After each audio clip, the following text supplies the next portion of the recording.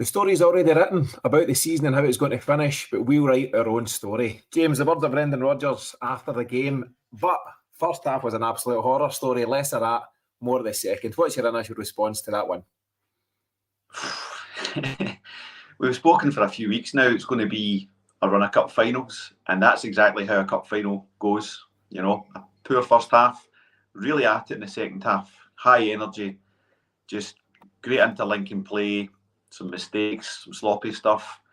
But they really switched on the second half. But, you know, the issue is it's another game where we've turned up for 45 minutes of 90. So, but see the way I am at the moment, mindset-wise, there's no point discussing or over-discussing the negatives because cup finals are messy and there's 12 cup finals on the schedule. We've done one, we've got 11 to go, and we've won out cup winners as far as today goes. So I'm taking it. You take it all day long. You can worry about it on Monday morning, can't you? I got a couple of messages at half time, paraphrasing, but what about your pal Rodgers now? Kind of stuff. And I get that. Listen, you either like Brendan Rodgers or you don't, and there's generally nobody in the middle ground, and that's fine. I'm not stupid either. I can see what's in front of me, and I've got to accept that something's not right just now. Whether it's solely down to Rodgers or not, I'm not sure, but that first half was woeful. But kind of to your point, listen, we can check all that, we can visit all that or revisit all that in the summer. Right now, without playing particularly well, of course we're not. Celtic are bang in the middle of a title race. So what do you want to do? Do you want to wallow in the negativity and, you know, woulda, coulda, shoulda, or accept that we are where we are, things aren't great, but you still have a feasible chance? I say that, feasible chance if you play more like the second half than the first half, but still got a feasible chance of going and reclaiming this league title. You've got to look ahead. You've got to look positive. And yes, you know, there's lots of stuff you can dig through, but you'll take those kind of wins all day long. If I get 11 more of them, that'll do for me. 100%. I mean, I think there is an easy jump from some fans, and you know, fairly justifiably so, to jump on Rodgers and say, told you so, because they didn't want him in, and I understand the reasons for not wanting him in, but we need to pull together. That's not where we're at right now. We all know there's a big summer coming for Celtic, and it's going to be a much easier summer if we're sitting with a league trophy in the cupboard, you know, and we're looking forward to Champions League football. There's a huge rebuild required, and I'm talking about Celtic, the whole organisation, and that's much easier when you've got money in the bank and money to come from a Champions League campaign. So all I'd say is to all fans, you know, let's support us to the 90. You know, I was critical at half-time, everyone else was. I wasn't quite Rodgers out. You know, even, you know, a fairly sensible, kind of, a very sensible friend of ours was saying that, you know, if we lose this, the manager should go. And you're saying, well, if say we had lost today, right, there's 5 points, and you're playing Rangers twice, nothing really changes there. You've still got, you know, the title in your hands. So does it make sense to go and back the manager and start preparing for next season? Because that's exactly what you're doing if Rodgers goes at this juncture. So not for me. We saw out the 90. We won, to my prediction, 3-1. Not quite how I predicted it. Won each at 94 minutes. But, you know, we got the points, and here we are now looking forward to Dundee at home on Wednesday, which, you know, we need to be well ready for. If you can get 3 points there, then it's 10 cup finals. If you go to Hearts, it's 9 cup finals, so on and so on. Let's all just pull together and go over this line. Yeah. Do you know, I can't even look ahead to Dundee just at this moment in time. I've had a stressful afternoon, and I just want to keep it on the down low as such for now. We can get to Dundee in due course. But do you know what? You know who likes I told you so? Absolutely nobody, right? There are people that it seems for some people, and listen, if the shoe fits, wear this. If this is you, then own it, because some people can't wait for Celtic almost to fail. There's a guy that comments on what we do. I'll not name him, but you can dig into our comments and you can see it. And I use the word willing loosely, but generally he's willing Rangers to win the title so that we can start again and we can bin Rodgers and we can move on from there. He also willingly wanted us to get beat on the 2nd of January. No. 30th of December. Oh, yeah. Just so that would accelerate Rodgers' exit. Now, I know guys like this are few and far between, but surely we need to unite behind the team. We can all agree or disagree on Brendan Rodgers and what's going on, but ultimately it goes back to the mantra. If you want to go for the back the team, sack the board, that kind of thinking, then I think that's the way to go. Be fully supportive of the boys that are on the park doing their job and will them on. I thought the fans played a huge part really positive today and really dragged that win out of Celtic. I think the players knew going out in the second half that what they produced so far wasn't acceptable. And I think that's just a real good example of just how important the fans can be to edging Celtic back towards another title. That's it. We have a part to play, and some can say, "Well, I'm not in the ground. I'm just commenting online." Blah blah blah. That spills out. That other people latch onto that, and that can make its way to the stands and make its way to the pitch. So, if you're a Celtic fan, support Celtic. Just for these next 11 games is all I'd ask. The closest, I understand the rationale. The closest I came to it was when we knew we needed change at Celtic in the COVID season with Lennon, and I couldn't quite get to the point of willing Celtic to win. It's anathema to you. You can't get your head around that. You're a Celtic supporter. You support Celtic. Miff's a great example of that. He's not been. He wasn't keen on Rodgers coming back, but he's like, I'm a Celtic supporter and I'll support Celtic to win everything we're involved in. And that's the way we need. We need real togetherness as we push for this title. Yeah, I completely agree. James, sorry to do it, but we're going to have to take a look at the first half as part of the gig here. So what about the lineup, first of all? 4 changes. Alistair Johnson comes in, Mike Nawrocki comes in, Nicholas Kuhn comes in, and Tomoki Iwata. We'd been asking, me, you and Paddy spoke at reasonable length in the pre-match about Iwata, really keen to see him in. And it's not just that he comes in and operates as a 6, it then releases Callum McGregor to play further forward. How do you think that one played out and the rest of the changes? I thought Tomoki was tidy enough himself. I don't think McGregor necessarily performed in an attacking role, but I don't think McGregor's performing, and I want to be careful not to get into jumping on players because we need to support them between now and the end of the season as well. But I thought it was pretty poor, McGregor. He wasn't really giving us that, attacking edge that, we've known he can do for years. I thought Tomoki was tidy enough. He was there. He was showing. He was mopping stuff up. He actually, it seemed to be the fans were quite disgruntled when he got taken off. And I thought it was a bit of it was a fairly negative move. I would have brought on Bernardo for O'Reilly or McGregor. You could have taken your pick and I'd have kept Tomoki exactly where he was. So I suppose if that's the case, then I must see it as having been a fairly successful move to put Tomoki in the 6 if I was disappointed that he went off. So, yeah, I think that's maybe something we should be repeating on Wednesday night and hopefully starting to settle this team down with CCV back. Yang has absolutely nailed his place. So you're starting to see less questions in your lineups, and that's quite a big thing. Yeah, definitely. And I agree. I thought Tomoki Iwata was pretty good. Fans, show their displeasure at the change, but ultimately that change happens in 77 minutes and Celtic going to get 2 late goals. Now, whether it was a direct impact or not, you can certainly debate that. But I think Iwata, I mentioned, in the chat around about half-time that he was our most competent player, just mopping things up, keeping it tidy, keeping the passes fairly short, wasn't trying it and overly adventurous, and nor should he in that role. And I thought he done perfectly well, but when you're going away to Fir Park, you don't really want your defensive midfielder to be your top man. It needs to be your wingers or your strikers or your number 10s or your number 8s.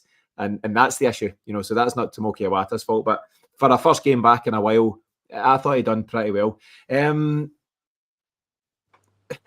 know who to start with. Alistair Johnson got better as the game went on. When he threw away the mask, he got better.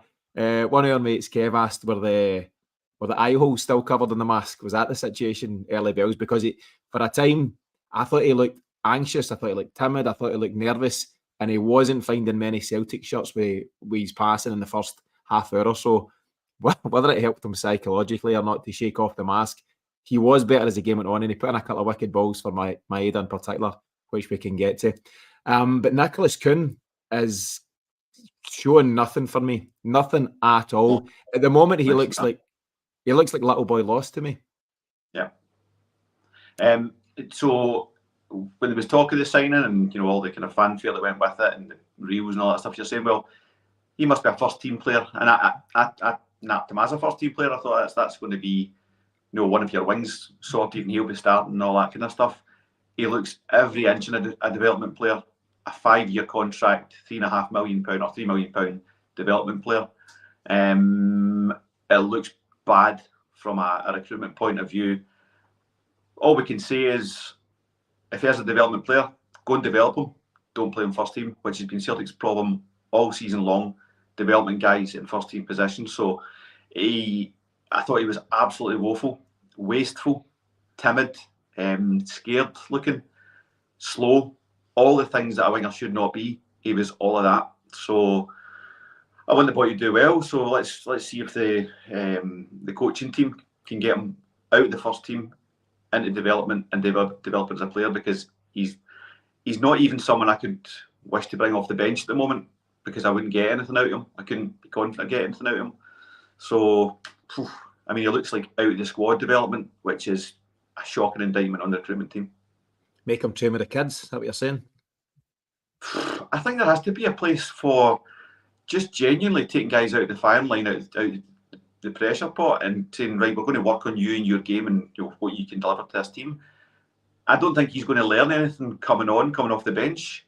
I think he's got to learn on the training pitch, and only once he's hit some markers there, bring him back, put him on the bench, get him some 10 minutes, 20 minutes, 30 minutes, and then see if he can ever come to the first 11 mark. But he's so far away at the moment.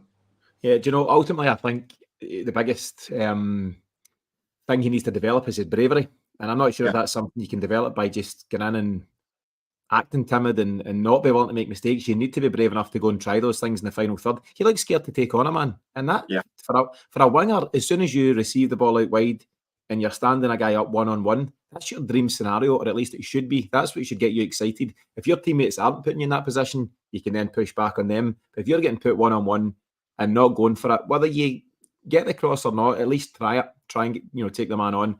And if that's not happening for you, then I think you need to come out the firing line. We'll get to Yang in a bit, because he showed exactly what you need to be doing. And Yang's had his moments like that as well. I think he's come back a not dramatically different player, but a more confident player for the Asian Cup. Whatever happened out there, maybe it's just time, maybe it's just settling in, but I thought he really stood up. There was a bit of chat before the game. We mentioned this at some point, but Michael Shearer, who does some writing for us, Michael wrote a piece towards the end of the week about Liam Scales. Is the Liam Scales experiment over, or should it be over? And I'd like to get your direct answer on that, because the lineup was him and Mike Nawrocki. We knew that Carter Vickers was coming back into the team. Didn't know if he'd start or not, and obviously he was only good enough for the bench. Is a Liam Scales experiment over? Is a Mike Nawrocki experiment over as well? And ultimately, is there too much experimenting going on between those two centre halves? I thought Scales was as poor as I've seen him today. Yeah, I'll maybe come back to Nawrocki. I didn't really see anything from him, to say he should be out. Scales, for me, he's a player maybe in the mould of Shane Duffy, where it's, he loves defending. You can tell, he's just like duels and aerial battles and, getting guys out in the wing and just rifling the ball into the stands. He loves that, and it's a style of play that a lot of teams lend towards. It's not a style of play we lend towards. So it's maybe just about a square peg round hole. There's a player in Scales, no doubt, but when he's coming out of defence, and I have to say, I'm looking for Greg Taylor and Daisy Maeda in this as well. They're tightly marked and they're not maybe moving enough for him. But a bit like Kuhn, he looks scared, Scales, because he's like, I'm not going to get this ball forward, I'm going to have to turn back. And by the time he realises that, a couple of times, he was then closed off and he's in no man's land. He can't go back, he can't go forward. And he just end up, kind of in a bit of a tussle and sometimes breaking away with the ball, sometimes not. The reason, or one of the reasons we are so slow this season is exactly that. And it's not just Scales, it's Nawrocki, it's Welsh, it's whoever kind of thing. It's when we come out, we've got to make those decisions quickly. And if you don't make a quick decision, you're then going back to that 8 against 10 situation where we've got two centre halves on our halfway line. We've got 8 attacking players and they've got 10 players surrounding those 8. We need that pace, and Scales doesn't give you that. I would say he needs to see more from his supporting team on the left there, but I don't think he's excellent. I thought Nawrocki tried it a few times in the first half, didn't maybe come off a couple of times, and it was bouncing off Kyogo and things like that. But you can see in Nawrocki what we are looking for, that fast thinking, fast pass, direct passing. You have to give some credit to Scales, a lot of credit to Scales for being as good as he's been all season. But I think we're getting to a point now where we're seeing that sluggishness of coming out and building attacks from the back. And Scales is always going to be a part of that for me. So I don't know if it's a long-term situation. I know Dean will hate me for this. Dean, that's the friend of ours in the chat. He will, and I apologise, Dean. That's just my honest opinion. Yeah, Dean thinks he's the greatest Irish centre-half since Paul McGrath. But I think think what you've got with Scales is a guy who, like all players, have got a ceiling. And I think he's potentially already reached that ceiling at Celtic. I'm not sure if Liam Scales gets any better. There are folks saying, and I think it's with, respect to an extent, saying he's an Aberdeen player or he's that type of player. He's a player. Better than that. He's better Yeah, than maybe that. so. But to your point about the Shane Duffy type player, he is a player who, when the chips are down and you're absolutely up against it and it's the Alamo type stuff, he's the guy you want in there, heading, tackling, clearing these lines. But at Celtic, it's so different. You get so much of the ball. And I would agree, it's a bit of a combo. It's a bit of Scales maybe not quite being as crisp as you'd hope him when he's passing. Plus, his two options are Taylor and Idah. Two guys who are very limited. They played their part in different ways today, but they're limited footballers. We can't dress it up. If you want to progress, they're not good enough. Bottom line, and we'll get through that just shortly. But if Scales looks up on his natural left-hand side and there he has two options and they're not overly shown, you've got to give Scales a wee bit of leeway there. Let's move away from that just now. But you do see when Carter Vickers comes in just how much more assured we are. I think by his presence alone, and I wonder if at this moment in time Liam Scales is just getting kept on because he's the natural left-sider, not because he's the better out the pairing between him and Nawrocki, whatever. More because he's just got the natural left foot. Let's cover the Motherwell goal. They'd kind of threatened to score, and obviously they get the one in the back of the net, early bells.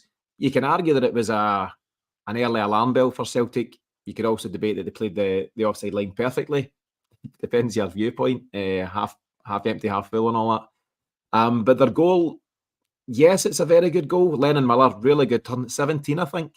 A lot of noise about him just now. And Gypsy King, who's a good supporter of the show, he messages me pre-match and says, look out for this kid, he's got a real talent. A brilliant turn. Some folk are trying to pull Callum McGregor for it. I think sometimes you need to just appreciate decent play. Okay, right, we'll get to that. But it's when it then breaks, he lays it off nicely to Blair Spittle, who we know is a good player, and he scored in the 2-1 win at Fir Park earlier in the season. It's a great strike from his point of view. Who's closing him down? I don't know if O'Reilly's at sea, somebody else. So give us your take on the goal, start to finish. I think for a start, it's really sloppy down at the corner. Taylor, just they're not set, and that. How many times must teams play scenarios like losing a throw in at the corner, right? All the time. It's a fairly tried and tested. How do you defend this kind of scenario, right? So they know their positions, they know how they need, where they need to be, how they need to be set. And Taylor just isn't. So he ends up then in a battle with a guy. The guy gets the better of him, gets it to Miller. I think McGregor is poor here. He kind of throws a half-hearted leg at it. Don't get me wrong, Miller's excellent. But Callum McGregor, with all his experience, he shouldn't be in a position where he's just flinging a weak leg at it. But Miller then gets inside, gets it to Spill, and I think you're right, it's O'Reilly who is one. So I said I think it was their positioning, their tackling, and their marking. All three things were completely at sea in that move. So it was Taylor for his positioning initially, McGregor for his tackling, and O'Reilly for his marking. And that's what leads to an excellent opening, a shot on goal. And the boys taking it so well. Hearts got no chance, and Hearts had a good game. But that's you then one down at a really difficult time in the game, when you've not been performing well, and then you get your rewards for not performing well by being one down as you move towards the first half, into the first half. So many players at fault there, and there's a lot of guys looking like they shouldn't be here next season, but that's one for the summer. Yeah, as you seen the body language of the players when the goal went in. It was just some of them hit the deck. There's kind of hands-on head stuff going on. It felt like, I'm saying it felt like, I think it's quite clear to see that at times there's a lack of confidence throughout this Celtic side. I don't know if you caught Brendan Rodgers post-match there, and he was asked about the first half, and he said there was anxiety across the first half, and we just had to get them in at the break, calm them down, and shorten the passes. Okay, that's fine, and we can accept that as the reason. Why are they anxious? They play for Celtic. They're well prepared. They've got the best of, I was going to say the best of coaching. That people will debate that, but the best, certainly the best sports science, the best people around them. They're very well prepped and best wages, professional as an outfit, and they're very well paid to do what they do. You can't afford to be anxious. If you're an anxious footballer, I debate whether you belong at Celtic at all, because there's no place for it. I think Brendan Rodgers spoke at the end of the week about the fact that this is a different place to play. If you want easy games and if you want to be the team that's allowed to draw games or allowed to lose games of football, then Celtic Park isn't the place for you. So it is his job, 100% his job. You know, there's coaches that will support what Rodgers does. He has to make sure they go out in the right frame of mind, not negative, not apprehensive, not anxious. Go out all guns blazing. Chris Sutton made the point about 15 minutes in. He says, I thought that based on Rangers' result on Saturday, Celtic would come out the traps and really go at it. And that's absolutely not what you've seen. And it's taken 45 minutes for Celtic to warm up, and that's unacceptable. No, and it's also how you respond to negative events. You know, every football team in the world loses goals, but you don't go, with 50 minutes plus injury time of a game to play, it was about 40 minutes into the first half. A lot of football to be played, and your head in the hands and falling to the floor and stuff. You go and get the ball, you get back to the centre circle, and you go and drive for an equaliser before the first half ends. That's the attitude. So, these things are catching, and with 16 points dropped this season, pressure on the team. You've got to expect that pressure. That's your job, to quote Keane. So a lot of things to be fixed. That's bigger picture stuff. It's not even. We're only dealing with the here and now in the very, very short term, next 2-3 months. So just get that fixed immediately and get your head right, because we've got the ability to do this. It's just a matter of having the mentality to do it. Yeah, and all they could do right now is it's got to be short-term thinking from Celtic, i.e. now the focus is Dundee, not what's after Dundee or what's happening in the summer. The focus is on what you do on Monday and Tuesday ahead of Dundee and Wednesday, and that's all they can set their mind to at this moment in time. You'll have seen the starter, the graphic that came up during the first half, maybe half hour or so in, indicating just how much of Motherwell's forward play came down their right and our left. And I think you could repeat that graphic for every team we play against. I've said it before, and I'm no genius when it comes to football tactics, but it's the easiest way, or certainly the most effective way to play against Celtic right now, is leave the two centre-halves on the ball, because they won't hurt you, generally speaking, and target the left back. And it's either the left back or the left channel, because I thought the guy Tio Bear done a decent job. He's a powerful big guy. And Miff made the point whenever, maybe half-time, about the fact that a very simple ball in the left-hand channel, our left-hand channel, was proven really effective for them. And Liam Scales is a big, powerful boy as well. But Tio Bear was just getting his touch in and linking up well with the other lad whose name evades me. But there was no rocket science about Motherwell's approach, but it was causing us some real challenges, wasn't it? And that's not unique to this Motherwell game. Yeah, Vale was the other boy, I think, the Blackburn guy. No, so about 63% of Motherwell's attacks came down that channel, because we will run tactics on the team we're playing, the next game, and Motherwell and every other team does the exact same. So they're sitting there on a Monday morning in training. That's exactly what they've been told. There's where you're going to target. When they've got the ball in the centre half positions, let them come with it. We'll deal with it when it comes. We'll be 10 on 8. And when we're attacking, just launch it down that left-hand channel. But, this is summer 23 stuff that we discussed. We saw those problems and Celtic didn't fix them. So, this is where we're going to be for the next 11 games, plus Scottish Cup maybe. I don't see any personnel that we can bring in to change that. Maybe you can look at Nawrocki at the centre half position. Maybe not. Taylor is absolutely locked in for that position. The Bernabei stuff is long gone. We've all had our fun with that. So it's Taylor until the end of the season. So maybe it's a wee bit more support from Idah, whoever's occupying the left wing, to be there and available for passes. When Scales does get the ball there, he's got to know that he's got an option. So maybe we need to be a wee bit less attacking the left wing to provide a bit of support there. But the personnel is as it is, so they just need to be better at what they're doing. There's the advice, Celtic: be better. Do what you're doing, but be better. Yeah, just grim in it. It's a mad stat. 63% of the time, Motherwell going down that right hand side, and as you say, James, 63% of the time it works every time. So we need to get better somehow. And Maeda does offer you that defensive work. You've seen it in the first half, where he was stealing off the toes of guys and working hard. His work rate is never, ever in question. It's just everything else that we've got to question. And we will question it as we get into this second half. Rodgers makes a change at half time, potentially enforced with Kyogo. He was holding his shoulder. I don't think so. He doesn't. It doesn't take much for his shoulder to go, by the looks of it. I've been there. I dislocated my shoulder years ago at football, and it just kept happening and happening and happening. And I got an operation, and it still kept happening. Excuse me till I plug in my laptop. It's one of those things where you need to go and get it repaired. Surgical scars there. It's like the fans didn't pay to see that. Yeah, but he needs to go and get it repaired. But to do so takes him out of the team for 3 months minimum, something like that. So we just need to persevere.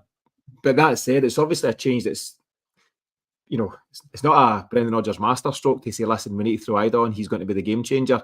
It's actually most likely been enforced because Kyogo's injury. And he never offered much at all in the first half, Kyogo, as can often be the case, but then he comes to life. The one moment, and it was nearly a really strong moment, was Callum McGregor making that through ball. He just found the angle. Kyogo came onto it and just got something on it, and Liam Kelly was fast out to it, and the chance was gone. That aside, he's offered very little. Actually, when he's injured himself, he could potentially have done better for me. Adam Idah shows what having a physical presence in the box can do. I tell you what it does. It worries Mugabe and Callum Butcher, who came on, and who was the other guy? The guy that had the robust tackle. Yeah, I know the guy you mean. Can't remember his name. They've got big hammer throwers at the back, and that's their right to have those kind of players, but they couldn't deal with Idah to a huge extent. They could deal with Kyogo. They were quite happy to allow him to drift around without any real impact. Anyway, as I say, the change happens at half time. It's Adam Idah, and it's almost instant, the reaction. And take everything else out of the equation, what's going on and what the first half looked like. That is a brilliant goal. It's a great cross by Greg Taylor. Credit where it's due. He has his moments where it's not so good. That was a quality cross in a great area, and it's a proper number 9 header. Outstanding. That's all the Taylors you get. He's got that in his locker, and he's watching and waiting. Both players are watching and waiting. I thought he was brilliant in terms of just sitting that yard off the Motherwell back line and then exploding a yard past him when that ball comes in. So he's nicely on the side. He's got them watching for what he's doing, but they're too late by the time he starts moving. And Taylor's watching Idah's movement the whole time. It's an excellent cross and outstanding. I mean, no less than Chris Sutton was giving it all the plaudits, and that's a guy who knows how to score a goal like that. He scored dozens of them for Celtic over the years and for other teams in his career. So when you're getting recognised by a striker like Sutton, you're doing something right. Yeah, Sutton particularly enjoyed it, and he's got right between the two centre halves. It's just really good position. I was watching a wee bit of the post match there. I can't remember who highlighted it. Maybe James McFadden, about your centre forward basically just staying between the posts. It was Mulgrew actually was talking. He was saying about your striker just staying central. And that way, when Greg Taylor gets out, he barely needs to look up. The goals don't move, so just get it out your feet, get into a dangerous area, and let your striker do the rest.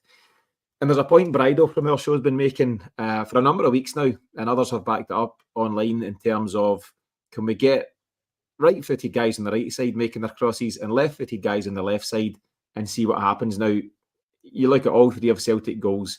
Greg Taylor left-footed from the left, whips it in, bang, job done. Was it Johnson that set up the Adam Idah goal? Yeah. No, Yang. Johnson set up the second one. Johnson and then Yang from the right-hand side, yeah. Puts it across. So left footers on the left, right footers on the right, and it results in 3 goals. And it should have been more with Dyson Maeda's. Are we calling it a diving header? Have we given it that name? But there's a whole lot to be said for that, James. Let's not confuse football where it doesn't need to be confused. When Celtic got it down, and listen, Adam Idah's goal was what kick-started the fight back, and I thought it was a really, really decent second half.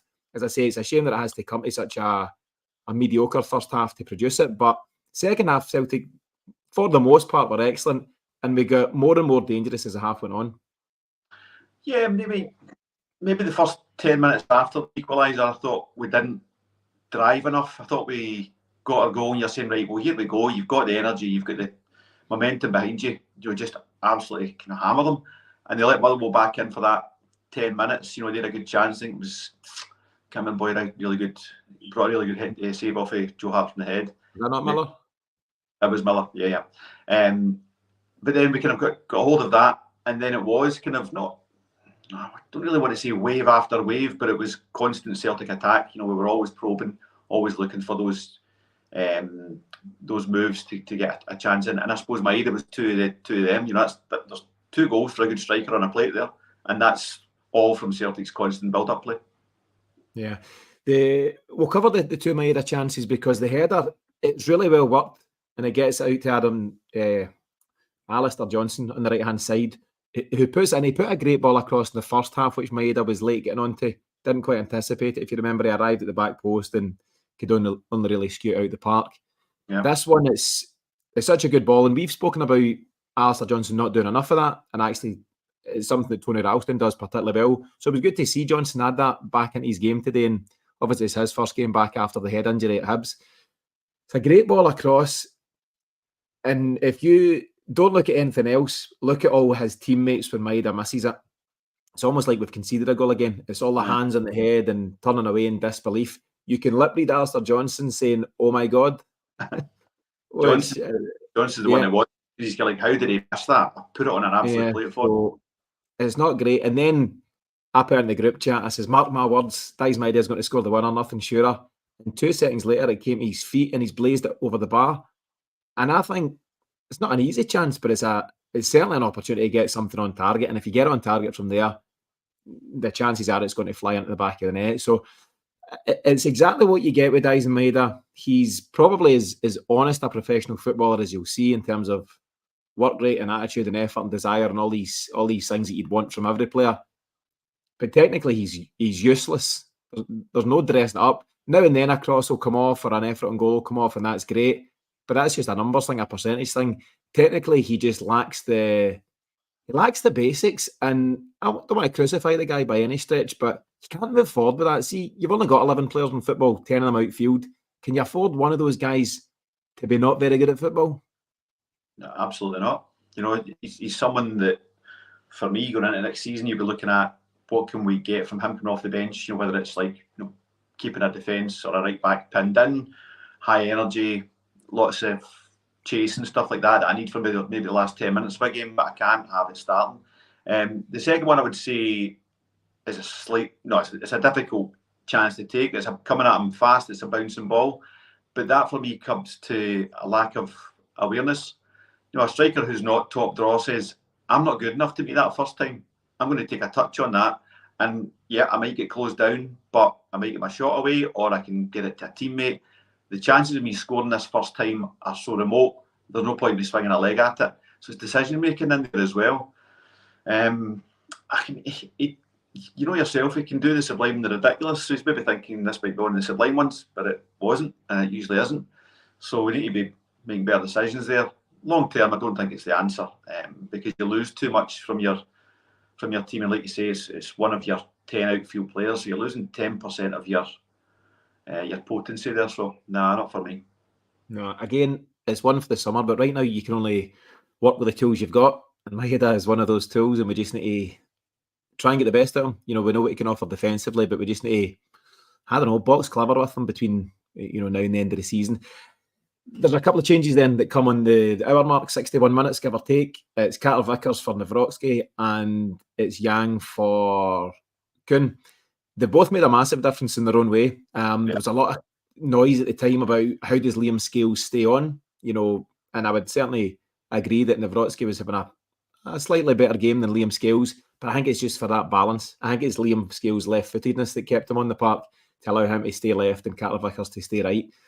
And albeit Cameron Carter-Vickers doesn't come in and do anything groundbreaking today or any day, his strength is his strength, but also just how he reads the game and the calmness and the composure that he provides Celtic with.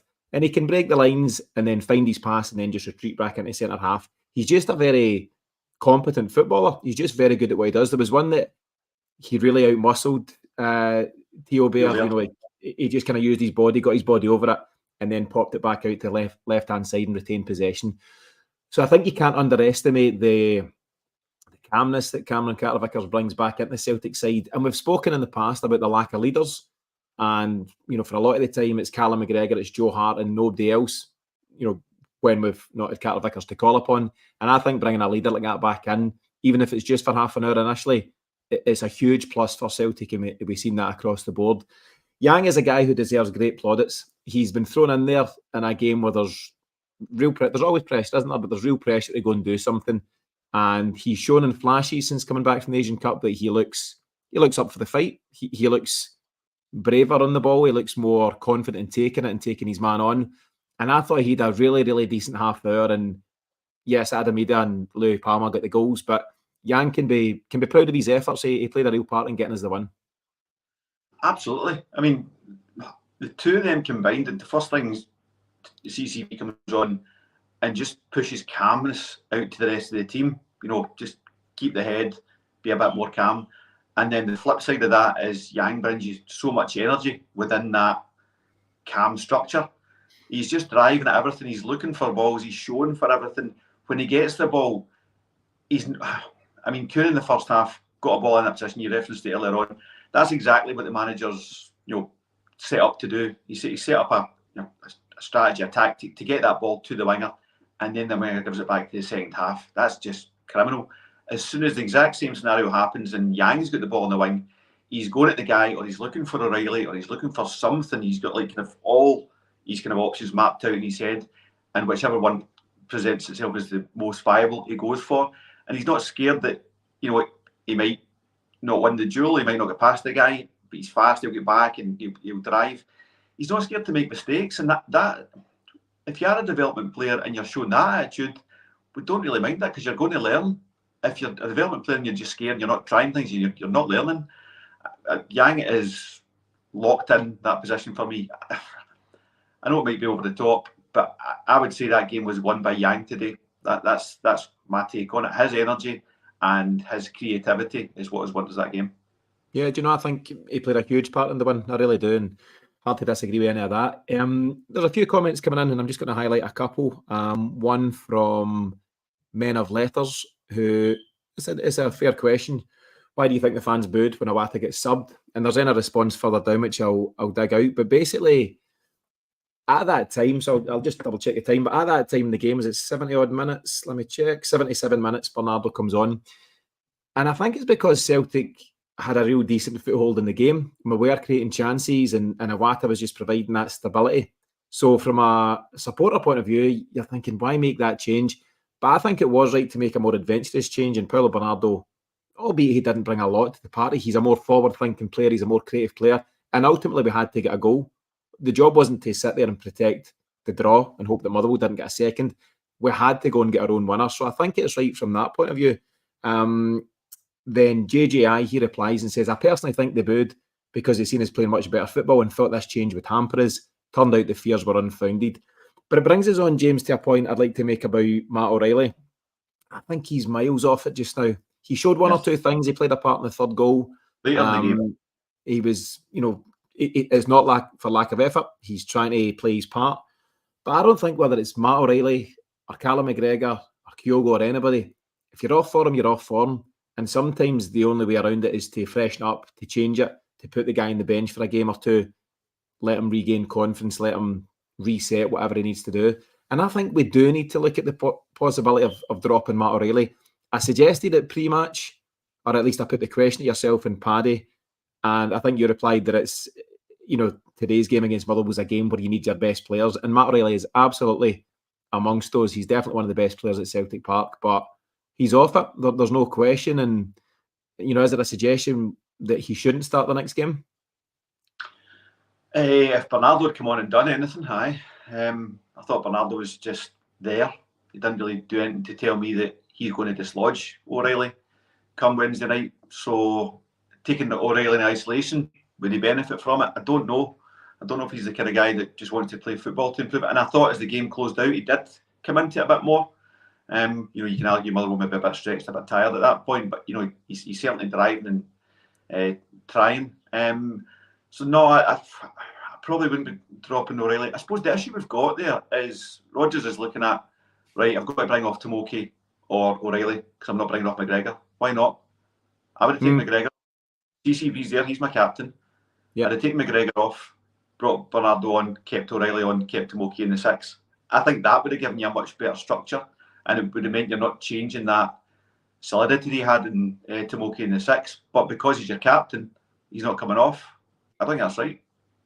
I agree with you, but one thing that negates all of these discussions is the fact that Rodgers will turn around and just point to the scoreboard and say, "Listen, we made the change we thought was right, and ultimately we get the win." It's if we draw or lose, you're under more pressure for those kind of changes.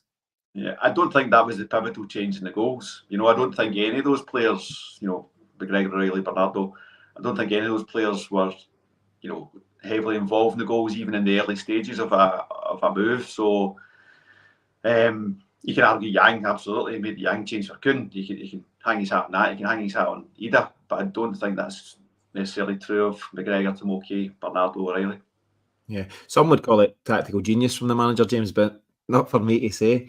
The goal, or the goals, I suppose, they eventually come. I didn't realise just how late in the game. It's 94 minutes that Adam Idah gets it, because actually I was watching, and at one point it was 65 minutes in the clock. We'd got the goal at 51. It was 65, and I thought, no stress here. Let's just be patient. The goals will come. And then before you know it, it was 85, and then it's 90 plus. Adam Idah's been huge today. You rightfully credit Yang. Adam Idah deserves the equal plaudits, and I think he picked up the man of the match after the game, didn't he? Yeah. He's put himself about. He's up against big, powerful centre halves. He drew that really dangerous free kick we got right on the edge of the box, which we've done nothing with, by the way. But Callum Butcher is a big, big guy, and he just rolled him. He just got his body in front, and Butcher had no option but to pull him down. I was disappointed, just as a side point, that even get looked at for a potential red card. The game's done if that's red cards. Yes, it was a foul. Yes, it was a yellow card. Your clear goal scoring opportunities on the edge of the box. It's not like he's in on goal, but I don't know. There's too many people well covering him. And he got a shot away. I'm not saying he wouldn't have, because he passed Butcher to get a shot away. But you've got two guys that can potentially close it down as well. And then it's like, how do you predict the future? A nonsense. Just felt like time wasting from VAR for me. When VAR didn't check that studs up challenge in the first half, and they didn't check a penalty handball, which was a handball in the box, but it does check that. Very poor officiating all over. Yeah, I don't think VAR are time wasting. We'll throw up a VAR check just to run the clock. I can't buy that theory. I put it out there. Yeah. Okay, it's out there now. Can't take it back. But you're right. The studs up challenge I thought was very strong, and actually, I don't mind it if that was something that was still in the game in terms of years past, but it's not. The modern game doesn't allow for that, so it's got to be checked. And the handball, you can debate it. It becomes subjective whether the VAR or Willie Collum think it is or not. But you've got to look at it to make that decision. So I think it's debatable in the modern game. Both those things in the modern game aren't debatable.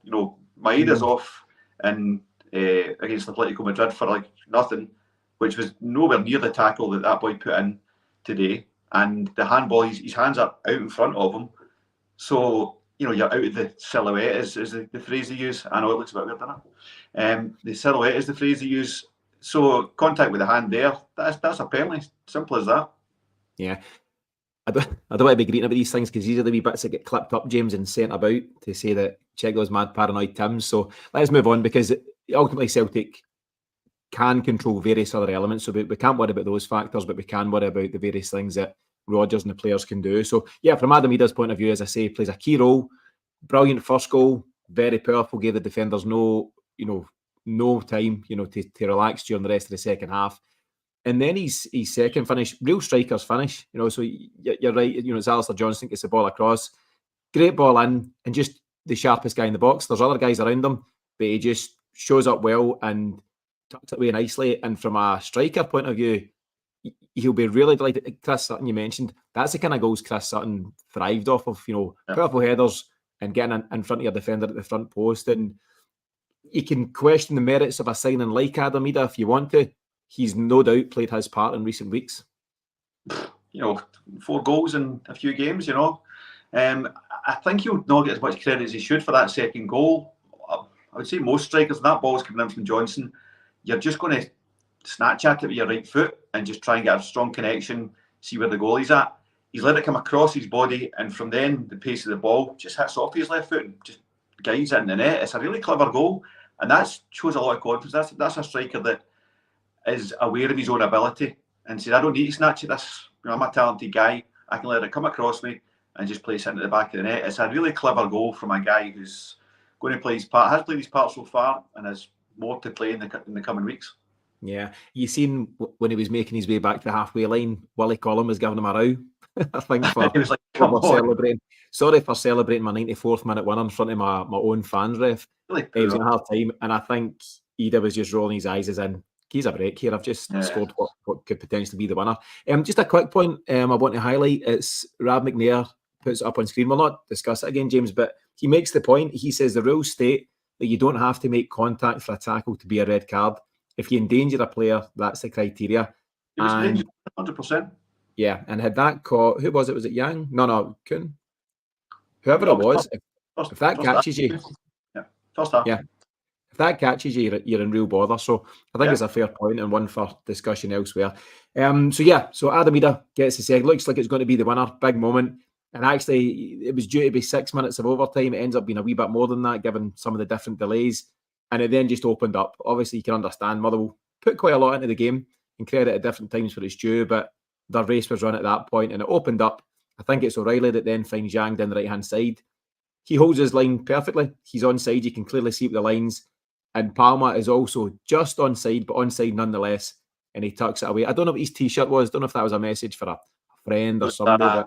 A Honduras player that plays for Bordeaux got a really bad head knock last night. He's in a coma. So it's for that. I can't remember the guy's name, but it's support of that. Okay, well, definitely, best wishes to him, and obviously a nice moment for Palma to be able to recognise that. Louis Palma, James, is a guy who needs the confidence of a late goal like that, because he's off the boil just now. And we've spoken about the issues at Celtic's wide areas, whether it's him or Maeda or anybody else at this moment in time. But it's a big boost for Louis Palma. You predicted 3-1, as you say. You're home and hosed at that. But it doesn't tell the full story, does it? But 3-1 is 3-1. And at this time in the season, you take it all day long. Yeah, and cup final results don't show the story of the game, but they show who's got the trophy in the cabinet. That's the way it goes, and we're in the cup finals stage, as we all know. So does not matter one jot. It's getting the results, and that's going to drive energy into the team. Getting results. I mean, that dressing room's got to be buzzing in 90 minutes there. Yeah, I'm sorry. I'm just laughing. There's a comment from Sean Diver. It says, "Look at the derbies last year. We don't win that treble without Maeda. I hate hearing that false. I don't want to crucify him here by any stretch, but then goes on to crucify him. Pathetic from Tino." Shut up, Sean, because it was murder. You can dress it up however you want. Trebles are trebles. Maeda's played a huge part for Celtic. He's also off the boil and then some at this moment in time. So you're entitled to your shout. I'm entitled to mine. I think that's just utter nonsense. James, we've ran on quite long. We're 47 minutes in. So your final comments is Celtic pick up another vital 3 points. It's not going to be boring the next couple of months. And a lot of fans saying, I don't have to get another one of those games in me. Get ready. There's probably another 11 of them at least to come. The big ones are obviously going to be the derby games coming up and stuff like that. But every single game just has to be go to the well one more time. Just give us one more performance. Just keep moving, getting towards that line. It's all in our own hands. Don't listen to the stories that are in the papers. As Roger says, we'll write our own story. And what a story it will be. If we win this title, it'll be one of the best you've seen in recent years. Maybe a lot longer than that, because we've been written off, and that's a beautiful place to win a title from. Yeah, and there was folk even after Rangers had their big win against Hearts, the third force in the country, they done nothing at Ibrox, but that can't be your concern. You kind of have a glance and you maybe hope for the best, but that's not Celtic's issue, and certainly as fans and as players, you can't get despondent about what's going on across the city, because all Celtic can control is what's in front of them. And the bottom line is, if Celtic win all the remaining games, you win the title. In between that, James, yes, there's work to be done, and the first half tells us that. But the second half, and I think to give the players real credit, is they didn't chuck it. They showed that they're in this fight, or they've got the stomach for this fight. Yes, it wasn't pretty at times, but they dug deep when they had to, and they get the all-important 3 points. James, thanks for joining us there. We'll be covering all and a lot more in the weekly show, which is recorded tomorrow night. Big thank you to everybody in the comments, even Sean. Always makes for good debate. And thanks, of course, to everyone who's listening in podcast format. At the end of the day, as I say, not pretty first half, done the job in the second half, but the most important thing was Celtic getting the 3 points, and that's exactly what they've done. Enjoy the rest of the weekend if you can, and we'll see you again very soon.